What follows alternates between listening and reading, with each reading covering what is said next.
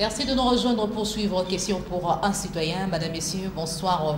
Toujours heureuse de vous retrouver pour vous présenter chaque numéro de cette émission Question pour un citoyen. Pour ce soir, nous avons le plaisir de recevoir un habitué de cette émission. Il s'agit de Monsieur Abraham Lwakabwanga, qui est secrétaire national adjoint chargé de l'information, communication et médias au sein de l'UDPS. Avec lui, nous allons parler de sujets brûlants d'actualité. Monsieur Abraham, bonsoir. Bonsoir, madame Adèle. Merci d'avoir répondu à notre invitation.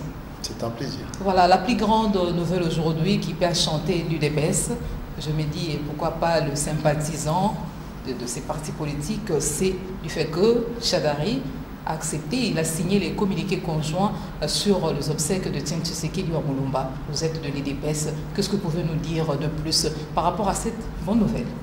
Oui, bonne nouvelle que nous avons appris, comme tout le grand public, au travers les réseaux sociaux. Finalement, le ministre de l'Intérieur a signé ce communiqué conjoint qu'on attendait depuis le mois de juin. Finalement, c'est fait. Maintenant, nous attendons la prochaine étape qui va être la mise sur pied des différentes commissions qui vont permettre à ce que nous puissions rapatrier le président de notre parti, feu le docteur Etienne Tshisekedi. Vous pensez que cette décision du ministre de l'Intérieur, c'est lui qui a signé, c'est parce que c'est par rapport au cri de détresse lancé par Madame Marthe, épouse d'Etienne Tshisekedi à Mulumba? Je crois que l'intervention de la veuve, notre chère maman, a pesé dans la balance pour que finalement le ministre, le vice-ministre, je peux dire que la mouvance ou la majorité à l'heure actuelle accepte finalement d'avancer. Nous attendions cela depuis un certain bail, mais je crois que plusieurs personnes sont intervenues pour que nous puissions avancer dans ce sens-là. Bon, nous estimons qu'un pas a été franchi, maintenant nous attendons la prochaine étape. Mais apparemment, selon certaines indiscrétions, les préoccupations relatives au rapatriement de la députée de Etienne Tshisekedi n'étaient pas liées au pouvoir, du fait que le gouvernement n'a pas accepté d'obtempérer que le rapatriement de la députée de Etienne Tshisekedi puisse avoir lieu. C'était plutôt le problème s'est posé au niveau de l'UDPS. Ce sont vos propres mots qui ont créé des réticences au sein du gouvernement. Vous savez, je constate qu'aujourd'hui, il y a un ancien président qui est toujours quelque part au Maroc. Si réellement ce gouvernement avait la volonté de ramener sur ces terres, sur notre terre, les dignes fils qui sont tombés, je crois que le maréchal Mobutu mérite une sépulture dans son pays. Ce n'est pas le cas. Aujourd'hui, qu'on nous accuse d'avoir été l'une des raisons du blocage qui a empêché le rapatriement du corps de notre regretté président, je crois que ce serait beauté en touche. Je rappelle à quiconque voudrait l'entendre que nous avions émis, nous avions proposé au gouvernement, disons à la majorité, pas la majorité, à la mouvance Kabila, plusieurs options qui ont été de l'enterrer dignement sur plusieurs sites. Toutes nos offres ont été recusées. La leur qu'ils avaient proposée, qui était le cimetière de la Gombe, a été refusée par la base. C'est secret de polichinelle. Mais je crois que nous avons avancé en refusant, en faisant plutôt une autre offre qui d'un site très éloigné du centre-ville. Est-ce que c'est ceci qui a permis à ce que nous puissions décompter la situation? Je n'en sais strictement rien, mais je me dis simplement que ça fait depuis 6 mois qu'Etienne Tshisekedi est toujours gardé dans une morgue. Je crois qu'il mérite mieux que cela et que ceux qui ont les rênes du pouvoir, l'impérium du pouvoir, acceptent que nous puissions avancer. Apparemment l'UDPS était plus préoccupé par l'application de l'accord de la Saint-Sylvestre. Je crois que cela fait partie de l'héritage politique du président Etienne Tshisekedi. Les rapatriements, c'était un second lieu. Non, je crois que l'ordre des choses, ce serait faire de nous des personnes qui allaient, ou un parti politique qui essaie de marchander le corps. Ce n'est pas le cas. Nous avions, avant la mort de notre regretté président, nous avions déjà bien avancé et il ne nous restait plus qu'à signer l'arrangement particulier pour la mise en application de cet accord. Nous avions espéré qu'en face de nous, nous discutions avec des gens, des personnes honnêtes, des personnes responsables. Mais dès la mort, dès le décès de M. Etienne Tshisekedi, les choses ont changé. Et c'est ce que nous avons essayé de remettre sur la table en disant restons sérieux et respectueux de nos signatures faisons ce qui a été notre volonté du vivant du président Etienne Tshisekedi. Ce n'est pas le cas aujourd'hui, mais nous sommes toujours en deuil. Signe de deuil, nous demandons à ce que ceux qui tiennent les rênes de pouvoir aujourd'hui fassent un acte de bonne volonté en étant bantou, qu'on enterre une fois pour toutes dignement ce grand homme. Quelle réponse ce soir allez-vous donner à ceux qui pensent que c'est Félix Tshisekedi et le secrétaire général de l'IDPS qui sont à la base du fait que jusqu'à ces jours, Tshisekedi traîne 6 mois sans être enterré? Je leur dirais simplement que ce sont des fausses accusations. Je ne crois pas que Félix, qui lui pleure toujours son père, c'est son père biologique, ce n'est pas un père d'adoption. Je crois que ceux qui le connaissent, qui le fréquentent, vous diront qu'il y avait, étant donné que c'est l'un des fils qui a accepté de se lancer en politique aux côtés de son père, qui était son mentor, s'il y a quelqu'un qui pleure, je crois que Félix, ses frères et sœurs, sa maman, sont premièrement ceux-là. Il sait pertinemment bien également que nos coutumes sont celles-là. Il faudra enterrer papa pour qu'il y ait une succession. Donc je ne crois pas que lui serait en première ligne pour empêcher ou encore retarder l'enterrement de son père. Que dire du secrétaire général de l'UDPS? Encore moins, aujourd'hui, nous devons aller au Congrès. Mais est-ce que nous pouvons aller au Congrès sans avoir enterré le président? Je crois que toutes ces choses-là font que nous devons avancer. Et j'espère que cette fois-ci, comme M. Chadari a accepté finalement, après près de 60 jours, de signer ce document important, la mise sur pied des commissions va se faire et dans les prochains jours, prochains mois. Parce que nous avons besoin du concret. Exact, exact. C'est pour ça que je dis, madame, ce n'était pas pour nous à l'UDPS un objet de marchandage. Je le répète encore, nous avons voulu simplement que la volonté politique du président Etienne Tshisekedi soit respectée, soit honorée. Ce n'est pas le cas. Nous avançons, enterrons-le, mais le combat continue. On peut espérer croire que dans les jours à venir, nous allons quand même connaître la date exacte du rapatriement de la députée de Etienne Tshisekedi. Je crois qu'avec la signature de ce communiqué aujourd'hui, les commissions vont être créées. Il y aura des délégués du gouvernement, de la famille, mais également du parti, qui vont pouvoir plancher sur le programme, sur la faisabilité, sur plusieurs aspects techniques ou même des aspects pratiques qui vont permettre assez rapidement le rapatriement de notre défunt président. Voilà, merci beaucoup M. Abraham Lwakabwanga pour cette précision, pour cet éclairage. Exactement quelle évaluation faites-vous sur les 2 jours de ville morte décrétés par le Rassemblement? Je rappelle que c'est la première fois dans ce pays qu'il y a eu 2 jours de ville morte.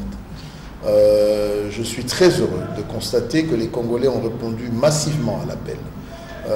Dans plusieurs villes, pas simplement Kinshasa, dans le Bas-Congo, dans les Kivu, Kisangani, un peu partout il y a eu cet élan où les Congolais ont manifesté leur volonté de voir être mis sur pied une alternance politique au travers des élections en 2017. C'est cela ce que je retiens. Quand bien même en face de nous, la mouvance présidentielle a essayé d'atténuer cette action en créant d'abord tout ce qu'il y a eu le lundi, une diversion avec des morts d'hommes, parce qu'aujourd'hui on se poserait bien la question de savoir qu'est-ce qui s'est passé le lundi, sachant qu'un gourou avait lancé un appel et que tout le monde savait que le 7 il voulait créer des troubles. Pourquoi n'avons-nous pas vu sur terrain un déploiement massif on dirait 2 jours de ville morte couplés avec la marche du mouvement des Bundu Diamayela? Qui ne nous concerne pas. Nous ne sommes pas engagés ni maintenant ni dans le futur. Parce que notre lutte, c'est une lutte non armée qui est fondée sur le respect des textes. Donc je crois que la chose importante que nous voyons ici, madame, c'est que pendant 2 jours, nous avons pu lancer un message avec le peuple congolais, non seulement à la majorité, mais également à la communauté internationale pour dire la majorité des Congolais, sans pression, sans pillage, sans vol, a dit non à ce qui se passe et s'engage résolument dans les voies des élections qu'ils appellent de tous les vœux. C'est ce qu'il faut voir. Plus grave encore, madame, vous et moi avons été... nos droits ont été lésés. Internet a été coupé. Pourquoi nous interdit-on dans ce pays dès que quelque chose va à l'encontre de leurs intérêts? Pourquoi les droits des Congolais sont privés de cette sorte? Et j'espère qu'il y aura un mouvement qui va se mettre derrière cet acte illégal, cet acte barbare, condamnable, pour déposer plainte. Espérons que ça va avancer. Autre signification, madame, par rapport à l'acte que je constate, c'est la maturité des Congolais. Vous savez, dans le temps, nous avions vu des villes mortes avec des pneus qu'on brûlait dans les rues, avec beaucoup de violence, des bus qu'on cassait. Cette fois-ci, je crois que les Congolais ont démontré, à l'appel du rassemblement, je rappelle encore, à l'appel du président Félix Tshisekedi, qu'il y avait moyen de protester. Quel résultat avez-vous escompté? Madame, le résultat est là, c'est clair. Vous savez, si on devrait parler de thermostat ou de thermomètre... Un manque à gagner pour le Congolais. Écoutez, nous ne nous battons pas pour détruire l'économie congolaise. Nous ne nous battons pas pour créer un climat d'insécurité. Nous nous battons au contraire pour établir dans ce pays un état de droit, pour que le climat des affaires soit bien meilleur, pour que la sécurité des Congolais soit assurée. C'est la raison pour laquelle nous nous battons. Et j'aimerais rappeler aux uns aux autres, ce n'est pas 2 jours sur 365 qui vont faire que le monde va s'arrêter. Je crois qu'avec ces 2 jours-là, nous avons pu exprimer clairement notre pensée, nous, peuple congolais, qui aspire à ce que ce pays soit debout. Je crois que c'est le plus important, c'est ce qu'il faudrait retenir. C'est le peuple qui a du mal à nouer le début du mois. Là, il faudrait demander à M. Bruno Tshibala, c'est lui qui gère... Il vit au taux du jour. Madame, ça c'est... nous le disons, la Kabylie est au pouvoir depuis près de plus de 15 ans. Et les signaux, nous avions espéré, je vois encore, les libérateurs, comment on les acclamait il y a près de 20 ans, 21 ans. Aujourd'hui, où est-ce que nous en sommes? C'est du pareil au même, si pas pire.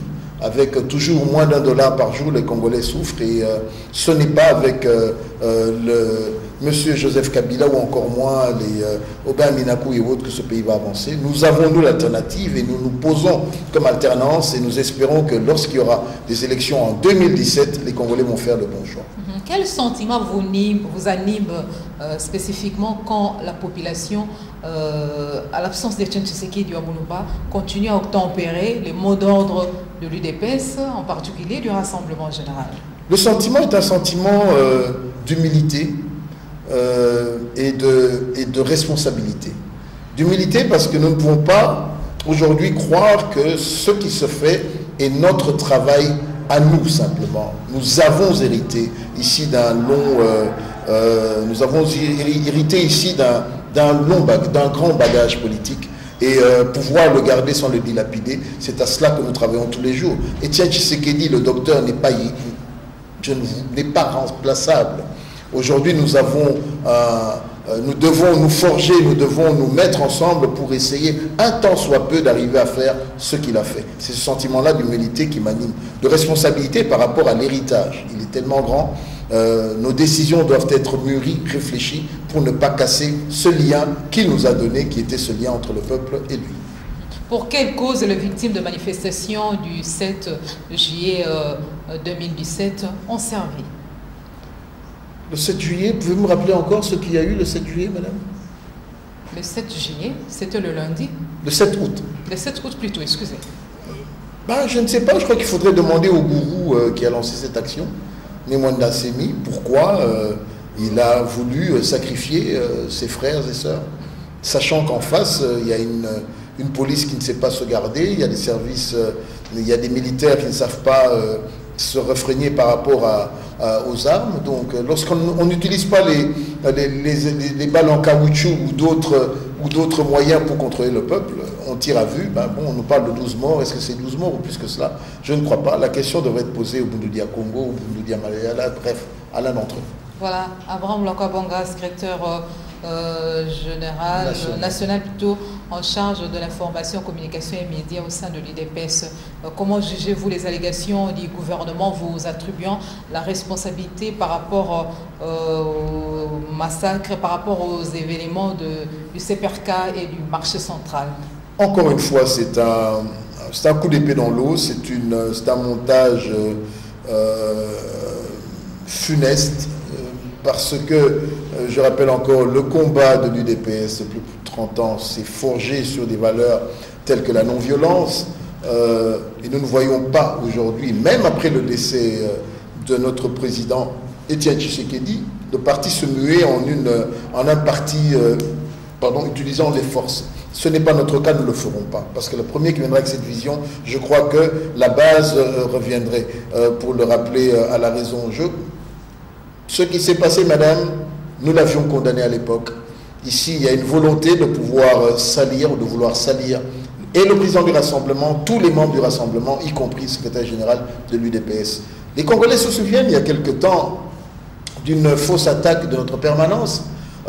Les Congolais se souviennent, il y a quelque temps, des déclarations qui ont été faites par le Rassemblement, disant que nous avions des preuves, qu'on voulait venir cacher des armes dans notre permanence, tout ça pour nous accuser des choses que nous ne connaissons pas. Et chose grave, madame, si vous vous souvenez des déclarations du ministre de l'Intérieur, Tambouy Mamba, elles n'ont pas cadré avec le responsable de la police. Tambouy Mamba avait parlé à l'époque d'une attaque de Boudoudi à Congo. Le responsable de la police a parlé d'autre chose, de terrorisme et tout cela. Les liés à Félix Antoine Tshisekedi ou encore à Jean-Marc Abound, ce n'est que de une plaisanterie de mauvais goût. Voilà. Et, Abraham Lokabwanga est en train de nous donner son opinion par rapport à ce que nous avons connu au début de cette semaine, la semaine qui s'achève. Monsieur Abraham Lokabwanga, parce que vous êtes en face de moi, quelle action comptez-vous exercer sur le gouvernement pour obtenir l'organisation des élections dans le délai convenu? Madame, merci. Excellente question. Tout récemment, le Rassemblement a été en conclave. À la sortie de ce conclave, nous avions établi une feuille de route avec toute une série d'actions qui allaient nous mener à mettre la pression sur le gouvernement congolais. Mais aux côtés de ces actions, nous avons également privilégié le dialogue. Si vous vous souvenez, il y a une semaine, nous avons été à la rencontre de M. Corneille Nangaa et la CENI pour nous rendre compte de ce qui se déroulait. Et malheureusement, nous avions senti que de son côté, il y avait un constat de résignation, quand bien même celui-ci est piloté par la majorité présidentielle. Nous n'avons pas senti une volonté ici de pouvoir nous dire qu'en 2017, on aurait des élections. Donc, que dit notre feuille de route? Première action, vous les avez vues, c'était les 2 journées ville morte brillamment réussies. Les prochaines actions, madame, nous l'avons communiqué, à partir du 20 août, nous allons avoir des matinées politiques qui vont se terminer le 3 septembre par un grand meeting dans toutes les grandes villes de la RDC. Ces matinées politiques, pour quelles raisons? Pour informer, pour discuter, pour entendre, échanger avec le peuple congolais sur les voies et moyens avec lesquels nous allons aboutir si nous ne sommes pas fait respecter et s'il n'y a pas des élections prévues en 2017. Donc un grand meeting en septembre 2017, mais plus loin encore, si au 30 septembre 2017 ne sont pas convoquées constitutionnellement et selon l'accord de la CENCO, les élections, parce qu'il est dit qu'elles doivent être convoquées présidentielles 90 jours avant Excusez-moi de vous interrompre. Oui, madame. Monsieur Abraham, est-ce que vous pensez que les résultats seront probants par rapport aux actions que vous allez mener spécifiquement pour obtenir l'organisation des élections dans le délai convenu et selon l'accord de la Saint-Sylvestre, sachant que vous êtes sans armes ni argent? Madame, la meilleure arme que nous avons, c'est nous, c'est d'être en vie. La meilleure arme, c'est notre foi, la foi en Dieu qui combat pour nous et qui nous a fait ses promesses. La meilleure arme que nous avons, c'est cette volonté de vouloir arriver quelque part. Et la meilleure arme que nous avons, madame, c'est de sentir que le peuple congolais, dans sa grande majorité, est prêt. Est prêt, je ne dirais pas simplement au sacrifice suprême, mais est prêt à vouloir vivre un changement. Jusqu'où va-t-il aller? Je n'en sais strictement rien. Mais vous ne craignez pas les risques éventuels parce que vous êtes en face de ceux qui ont les armes et l'argent. Mobutu avait les armes et l'argent, Mobutu a fui. Je ne vais pas citer d'autres exemples plus proches de nous. Je crois que ceux qui croient parce qu'ils ont l'argent ou encore moins les armes vont être éternelles. Je leur rappellerai de lire un peu la Bible. Il y a plusieurs cas, il y a plusieurs images, voire Pharaon qui avait et l'armée et les armes, mais le peuple de Dieu a été délivré. Donc je crois que la RDC, quand bien même c'est un pays laïque, mais où dans lequel la majorité des Congolais cherchent la face de Dieu et craignent Dieu, vont et savent que Dieu est avec nous, Dieu est aux côtés de ceux qui combattent pour la justice, pour un meilleur Congo, pour des meilleures valeurs, et en son temps, c'est pour bientôt, nous allons connaître cette délivrance-là. Vous savez, la Bible va plus loin, je ne voudrais pas prêcher, mais elle dit ceci, ne les craignez pas. Donc ce n'est pas parce qu'ils ont des armes, ce n'est pas parce qu'ils semblent être forts. Je crois que le peuple est plus fort s'il se met ensemble. C'est pour cela que nous allons faire ces matinées, nous allons parler, nous allons galvaniser le peuple pour qu'il puisse se tenir debout et que nous puissions avancer. Madame, vous savez, nous avons également appelé le peuple à une désobéissance civile qui serait de ne pas payer les factures d'eau et d'électricité. Vous savez, tout récemment... Qui seront perdants? Ben, ceux qui contrôlent et qui gèrent mal et ça risque de ne pas répercuter, avoir des répercussions négatives Madame, sur la population. C'est comme les 10 plaies. À la 10e, je crois que Pharaon avait compris. Donc, si ici, en face de nous, la majorité de monsieur, si je peux l'appeler majorité, il n'y a pas eu d'élection, la mouvance de Kabila ne comprend pas, vous savez, vous pouvez avoir les meilleures armes, mais vous n'allez pas lutter contre 80 millions de Congolais. Si vous disent non, ils vous disent non, un jour vous êtes paralysés. Donc je crois que le plus important ici, c'est que ceux qui sont en face, ceux qui tiennent les rouages du pays, ceux qui ont l'impérium puissent comprendre que nous n'avons pas amorcé ce qu'il faudrait amorcer. Nous en sommes qu'à des actions qui sont responsables. Mais si demain nous demandons au peuple de se prendre en charge par rapport à l'article 64, je ne leur donne pas plus d'une semaine avant que plusieurs d'entre eux ne traversent en pirogue à Brazzaville ou bien, comme là, ils viennent de signer un accord pour aller en Afrique du Sud sans visa, qu'ils soient dans les premiers avions.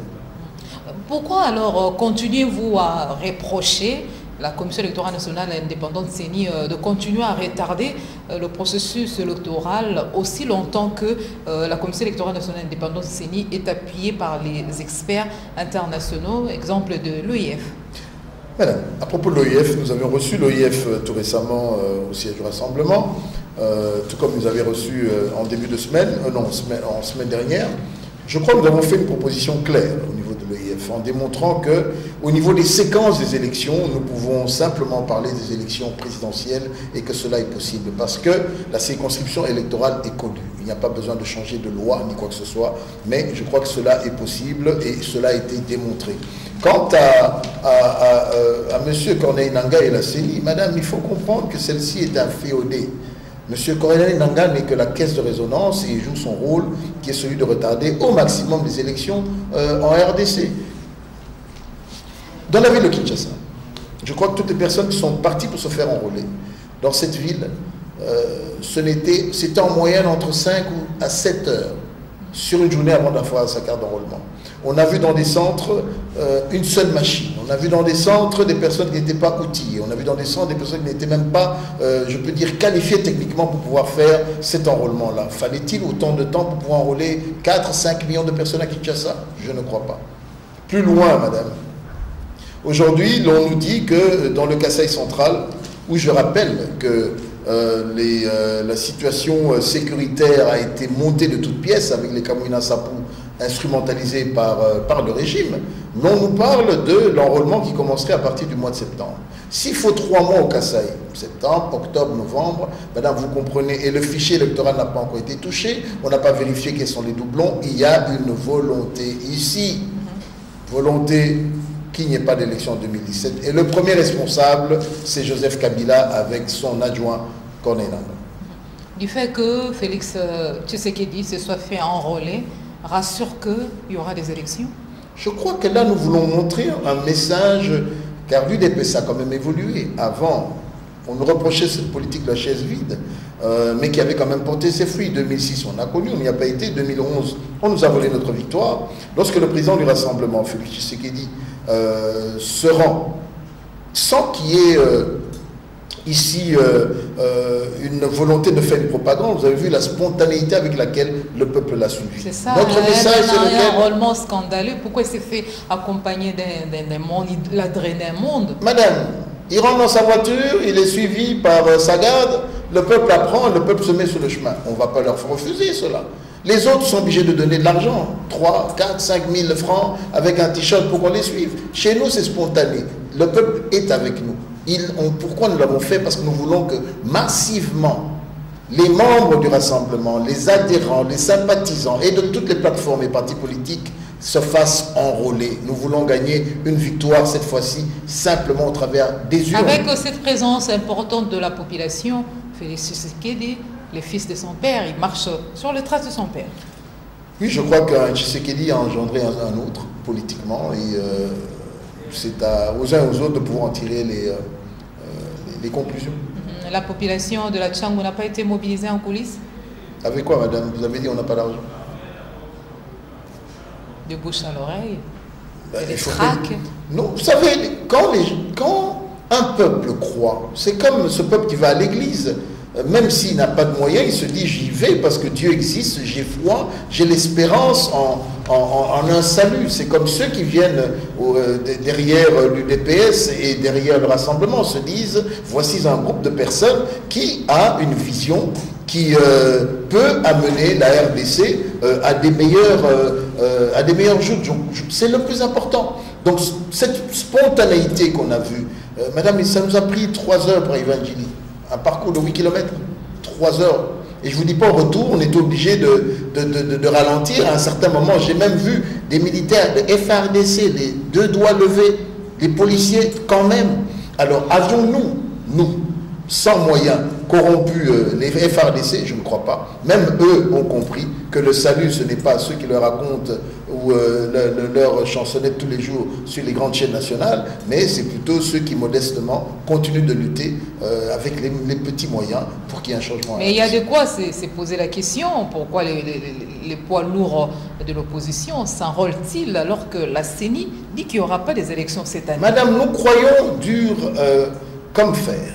Parce que nous avons signé un accord et nous allons pousser pour qu'il y ait des élections en 2017, et je vous l'ai dit, du moins pour la séquence des présidentielles. Donc ici, pas question de rêver, pas question de laisser une seule place aux enjeux, aux petits trucages qui peuvent venir aux plans diaboliques venant de cette mouvance. Nous allons nous enrôler. Moi, j'attends, dès que le Kasaï central est ouvert, je vous inviterai, si la chaîne le permet, qu'on se rende dans ma circonscription électorale à Kananga pour faire ce travail, que je puisse m'enrôler, et vous verrez que sans argent, le peuple sera derrière nous.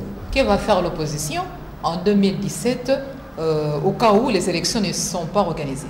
Nous avons dit simplement, bien avant qu'on se rende à la Cinco, nous avons parlé pas de l'état d'urgence, mais du régime spécial. Tout récemment, le président du Rassemblement est revenu pour dire nous pouvons nous retrouver, si les élections ne sont pas organisées en 2017, premièrement dans un schéma de transition d'une courte période de 6 mois, sans la présence de Joseph Kabila à la tête de ce pays.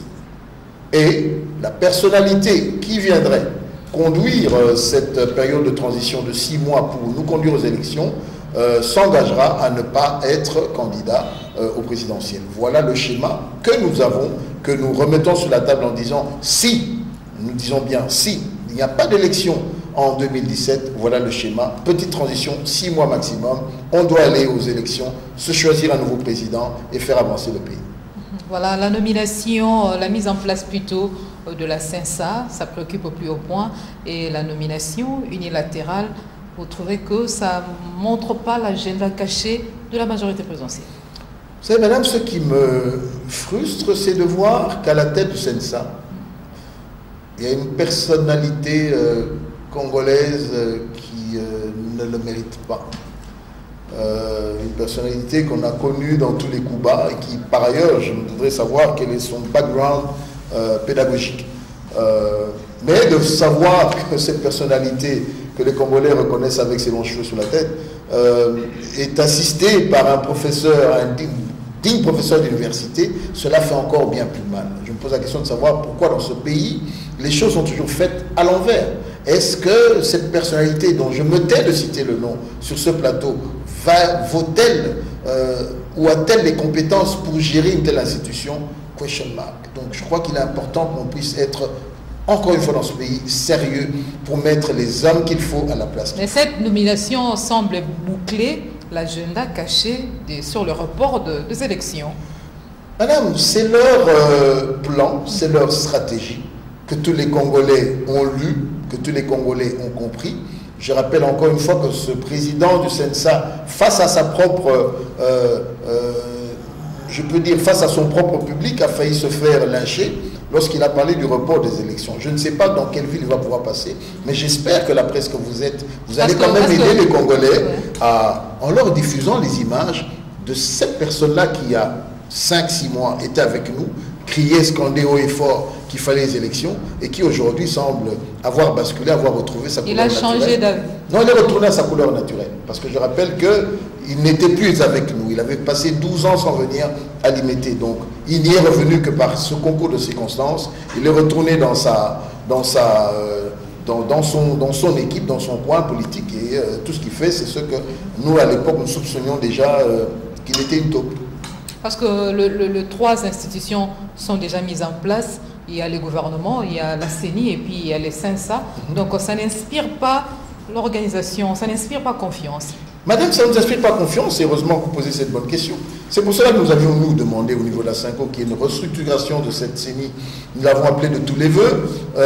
Nous l'avons signé, ce document, ensemble avec la mouvance présidentielle. Ben, il n'y a rien eu jusqu'à présent. Deux personnalités sont montées, l'une chef du gouvernement, l'autre CENSA. Mais malheureusement, au lieu que cela n'apporte la calmie souhaitée, on se rend compte que cela a encore embrasé la situation économico-politico-sociale de ce pays. Que dire de ce dollar qui est descendu il y a dont le taux a baissé, qui aujourd'hui est en train de remonter. Je crois qu'on nous parle de 16 000 déjà aujourd'hui. Je parie que la semaine prochaine, ce n'était qu'un feu de paille. La semaine prochaine, il va encore reprendre de la hauteur. Donc je crois qu'ici, nous avons une combinaison de facteurs négatifs qui vont beaucoup plus amener le pays à sombrer que plutôt à redécoller. Voilà, Abraham Lokabonga, essayons un peu de faire marche en arrière par rapport aux actions de l'IDPS, les actions que l'IDPS, les rassemblements que vous comptez mener. Croyez-vous que vos méthodes de combat sont adaptées plutôt aux nouvelles stratégies initiées par l'actuel gouvernement en place? Madame, il est une chose que les Congolais peuvent comprendre aisément. De l'autre côté, ceux qui ont traversé, c'était ceux qui étaient avec nous. Dans les stratégies, dans les actions, dans la communication. Nous avons fait avec eux un travail et ils connaissent les méthodes, ils connaissent notre manière de fonctionner. Donc il était important pour nous de nous asseoir, également de nous dire, bon, étant donné que ces stratégies-là sont connues de nos amis, maintenant il faudrait repenser autre chose. C'est pour cela que nous avons proposé avec succès les 48 heures de ville morte. Premier ballon d'essai. Beaucoup croyaient qu'on n'allait pas réussir, mais j'aimerais vous dire, madame, que ça a été vraiment une grande réussite avec très peu de moyens de sensibilisation, mais beaucoup plus une prise de conscience. Mais moi, je dirais que vous n'arrivez toujours pas à réussir la victoire. Madame, la victoire, celle-là, vous savez, une bonne victoire, un chaos, ça prend du temps. Il faut se préparer. Et en face, il faut quand même reconnaître que l'adversaire n'est pas des moindres. Il dispose de tous les services, armée, services de sécurité. Vous le savez, madame, tous les jours ici, on enlève des combattants de l'UDPS que l'on charge de fausses accusations, les uns de créer un terrorisme dans la ville, chose encore bien plus grave. Il y en a même un qu'on a osé présenter devant les caméras, un certain Ben Mukendi ou Ben Kalala, qui n'a rien à voir, dont le Ben Chimanga, je crois, qui n'est même pas son patronyme. Que cette personnalité ou ce Congolais-là serait originaire d'une autre province, bref, on l'a maquillé, on l'a présenté, tout comme les plaisantins que j'ai vus il y a 2 jours, des cinquantenaires, je ne sais pas si ceux-là qui ont, avec des médicats dans la ville, créé un grabuge. Non, je crois que tout ce théâtre-là, auquel aujourd'hui les Congolais sont habitués, ils savent qui fait quoi, et je crois que très bientôt, madame, cette victoire-là, nous allons la voir. Parce que c'est important, madame, qu'il y ait d'abord quoi? Un nettoyage dans les lignes. Ceux que nous estimions à l'époque comme étant des taupes, pour lesquels nous n'avions pas des preuves palpables, quand bien même il y avait des soupçons, la majorité a traversé. Maintenant, nous savons, les moutons noirs, chaque jour qui passe, nous sommes en train de les démasquer. Quand les écuries seront bien nettoyées, ben, nous allons avancer vitesse grand V.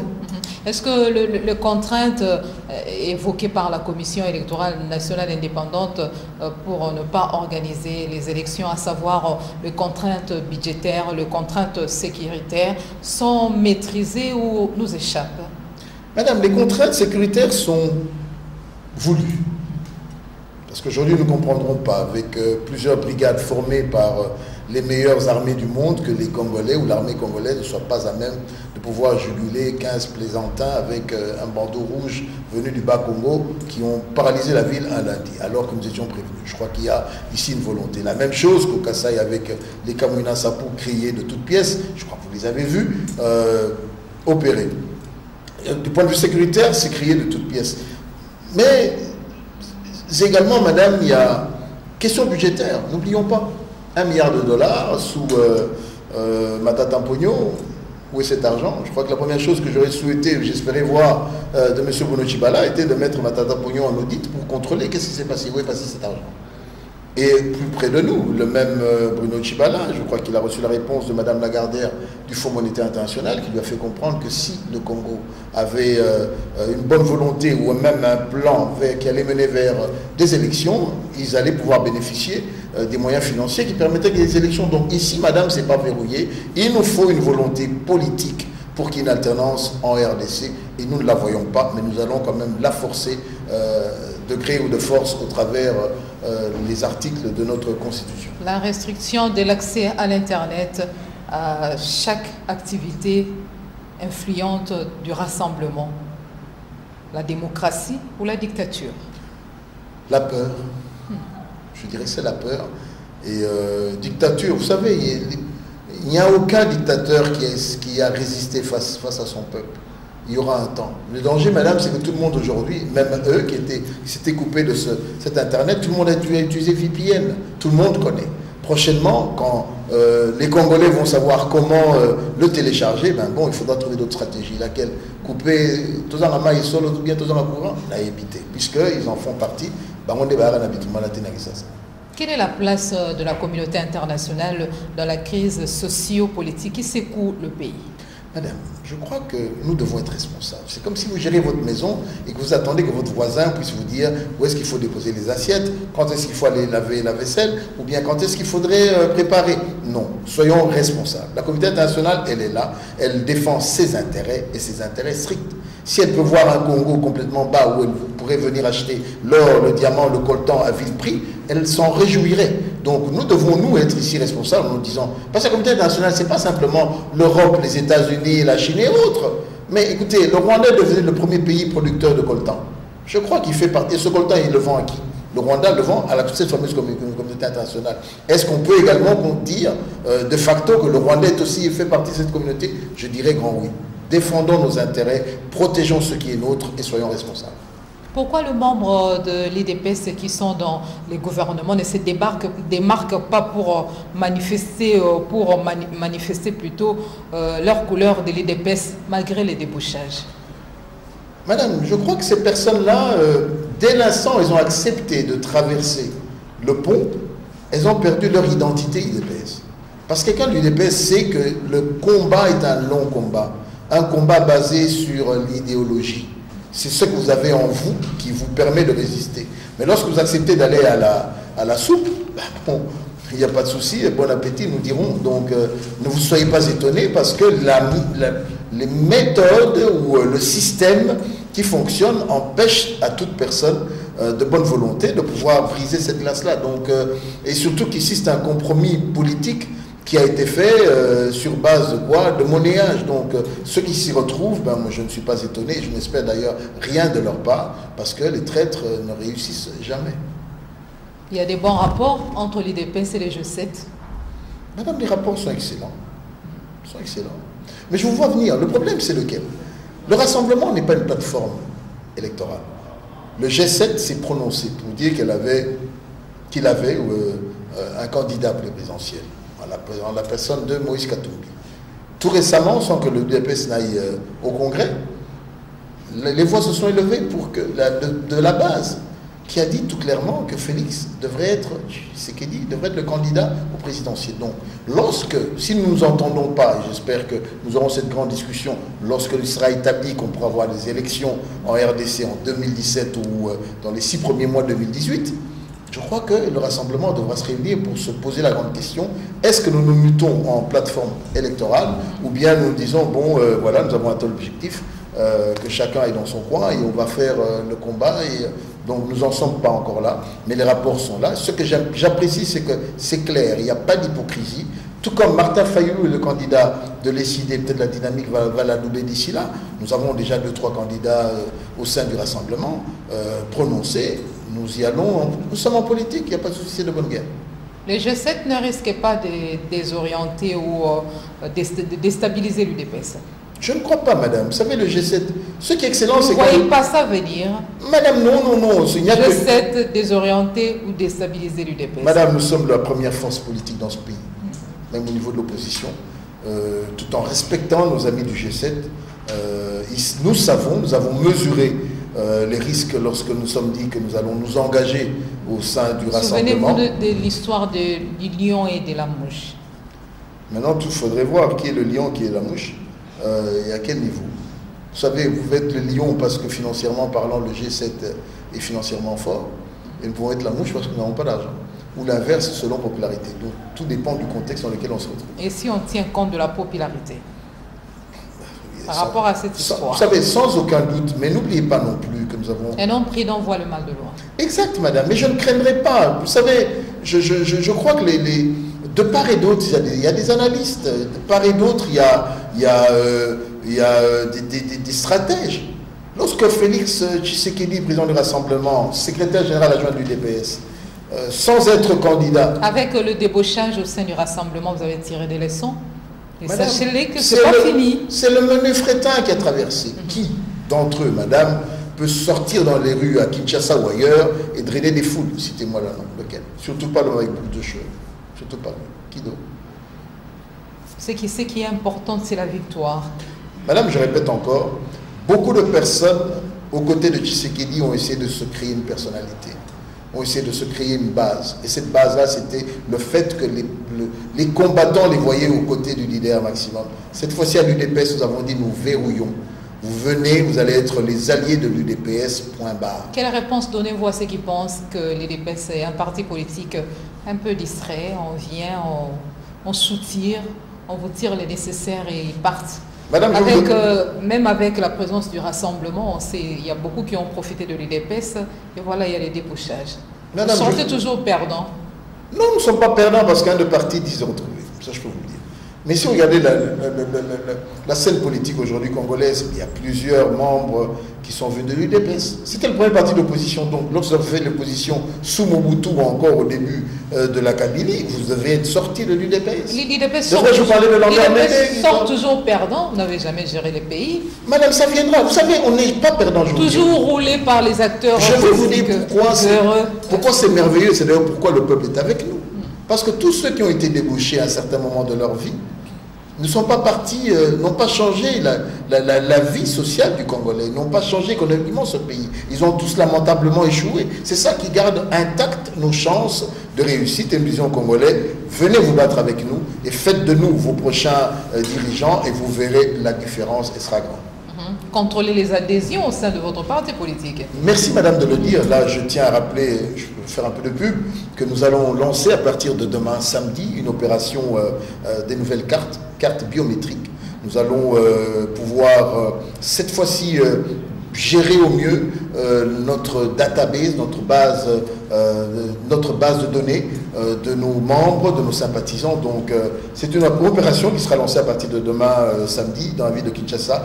Et pour ce faire, je crois que nos différents responsables vont devoir sillonner et le pays et l'extérieur pour pouvoir passer ce message-là. Donc je crois que l'UDPS, qui s'est rajeuni avec un nouveau leadership, va un temps soit peu apporter de meilleurs résultats. Nous avons appris de nos erreurs, ça c'est vrai. L'UDPS, la majorité présidentielle vous accuse d'induire l'opposition en erreur. Écoutez, je peux vous dire... À cause de vos positions radicales. Madame, j'aurais pu dire une boutade, de quoi je me mêle. Ils sont au pouvoir. Nous sommes la meilleure ici interface pour eux pour dire, écoutez, tant que vous avez géré, le président Kabila est là depuis quoi, une quinzaine d'années, qu'est-ce qui a changé dans ce pays? Est-ce que les salaires ont changé?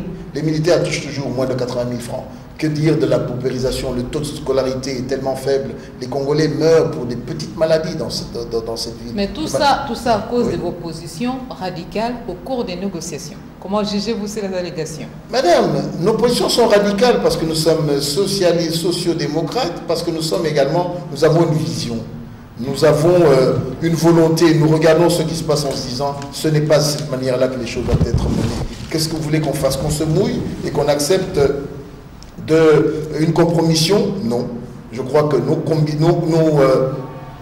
nos ambitions et surtout la présence de nos combattants de cette base qui réfléchit, de ces parlementaires debout et autres personnalités qui font les stratégies de l'UDPS nous aident à survivre, quand bien même nous n'avons pas des gros moyens, mais nous savons que demain, et c'est très proche, et ce demain, c'est dans les jours ou les mois à venir, l'UDPS va finalement arriver au pouvoir. Cette grande machine va y arriver avec la soif et la volonté de pouvoir réussir là où tout le monde a été défaillant. Le gouvernement Bruno Tshibala est là. Contre vents et marées, ces gouvernements travaillent. Quelle chance donnez-vous à ces gouvernements par rapport aux objectifs assignés? D'abord, je me dis, malheureusement, je connais M. Tshibala, que je salue au passage, par fair play, n'a pas de chance de réussir parce que lui ne détient pas les secteurs vitaux. Ne soyez pas toujours pessimiste, M. Abraham. Madame, je vous dis, laissez-moi expliquer avec des faits réels. Monsieur Bruno Tshibala ne contrôle pas les secteurs vitaux. Il ne tient pas les postes ministériels régaliens, c'est-à-dire la sécurité, l'intérieur. Il ne contrôle pas les affaires étrangères.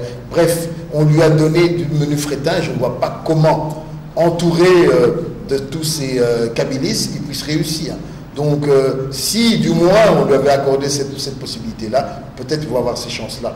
Et autre chose, madame, il n'est pas sorti de l'UDPS propre. Si l'UDPS l'avait béni en disant « Monsieur Bruno Tshibala, allez-y, vous avez notre quitus, vous avez notre bénédiction », on avancerait. Mais aujourd'hui... Mais si par rapport à vos propos, oui. Maintenant, sur qui la population congolaise peut compter pour faire face à la crise économique qui ronge les pays?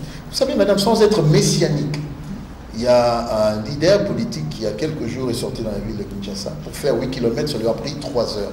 En voiture, s'il vous plaît. Je crois qu'il y a une volonté. Vous savez, nous sommes en démocratie, une volonté du peuple exprimée en se disant « Tiens, c'est le digne fils de son père, l'homme qui avait gagné les élections en 2011, l'homme qui a fait fuir Mobutu de cette capitale, l'homme qui a résisté au chantre de Laurent Désiré Kabila, l'homme qui a combattu Joseph Kabila, qui est parti un peu tôt. Il s'appelle Félix Tshisekedi. » Voilà, merci beaucoup pour cet éclairage. L'opération d'identification et d'enrôlement des électeurs, spécifiquement à Kinshasa, ça continue à évoluer. C'est devoir civique important que tout Congolais est censé de remplir. Quelle évaluation faites-vous de cette opération? Vous pensez que les résultats sont satisfaisants par rapport à cette opération? Madame, d'abord, le nombre m'inquiète et m'intrigue. Corneille Nangaa a parlé de 4 millions. Nous sommes dans une ville qui dépasse les 10 millions d'habitants. Est-ce que 4 millions, ce serait un chiffre raisonnable? Je crois que partout où il y a des bastions de l'opposition, la majorité, excusez-moi, la mouvance présidentielle fait de son mieux pour diminuer le nombre d'enrôlés, et cela simplement dans sa stratégie qui leur permettrait de demeurer au pouvoir à vitam aeternam. Abraham Lokabonga, satisfait ou inquiet de l'enrôlement à Kinshasa? Madame, inquiet, non, parce que nous sommes prévenus. Nous connaissons plus ou moins aujourd'hui les méthodes des techniciens, de ceux qui sont à la CENI, l'utilisation des doublons, l'utilisation des jeunes qui sont mineurs, l'enrôlement à l'est de sujets rwandais. Je crois que nous allons être très regardants, et je rappelle que si les élections ne sont pas organisées d'ici 2017 décembre, du moins la séquence des présidentielles, nous allons nous prendre en charge et pousser et Corneille Nangaa et M. Kabila à la sortie pour qu'il y ait des personnes responsables qui prendraient les rênes de ces institutions-là. Si les élections n'auront pas lieu au délai fixé par le terme de l'accord du 31 décembre 2016, quelle responsabilité la CENI peut accepter devant le peuple?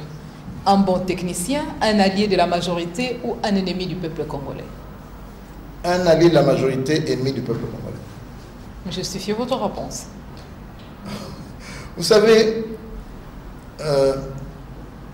la CENI est censée être indépendante.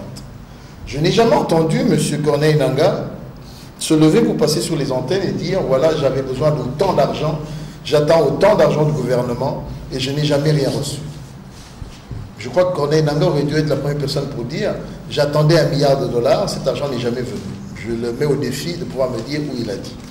Second lieu, madame, on a l'impression que Corneille Nangaa joue le jeu de cette majorité. parce qu'il n'est indépendant en rien du tout.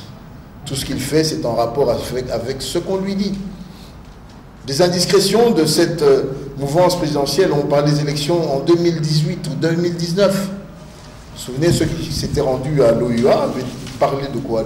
D'octobre 2018, c'est à cela que nous tendons. Lorsque Louis déclare sur les antennes d'une chaîne de télévision et à l'étranger qu'il y a une grande possibilité qu'il n'y ait pas d'élection en 2017, je crois que Corneille Nangaa ne joue pas le jeu et n'aime pas les Congolais. S'il les aimait, je crois qu'il le dirait les choses clairement, qu'il est en mission pour pouvoir faire passer un candidat de la majorité, mais nous espérons que ce ne sera pas le cas à cause de la vigilance et la détermination de notre peuple. Voilà, merci. Un message chute, nous sommes à la fin. Peuple congolais, croyez en nous, nous sommes responsables. Nous, c'est le rassemblement, nous sommes l'UDPS, digne fils de celui que tous nous pleurons. Nous espérons que dans les jours et semaines à venir, il sera rapatrié pour que nous puissions l'enterrer dignement dans son pays. Voilà. C'était M.